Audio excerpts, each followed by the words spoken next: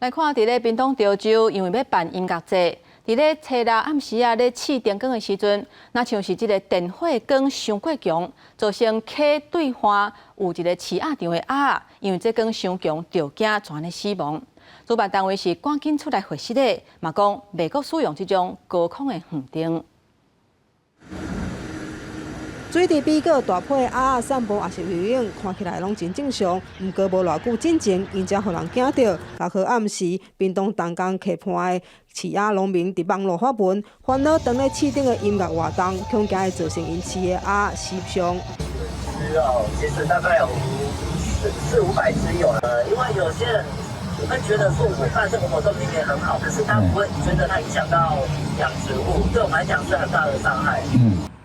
农民抗议的对象是潮州在地社团主办的音乐活动，伫即礼拜六礼拜举办，为着要避免伤害扩大，主办单位嘛马上改善，无继续用高空的灯光。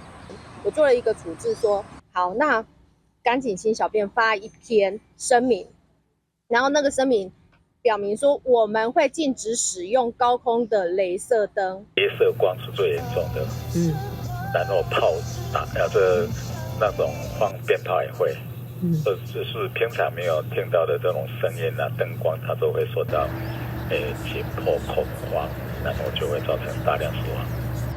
饲鸭的业界是表示，鸭会做伙行动，对于无看到的灯光，也是乡边发生的炮仔声，会惊到小客，所以容易造成死伤的状况。任何活动举办进前，因拢会尽量提醒主办单位，希望会当互相体谅。记者李尚、陈彦君，屏东报道。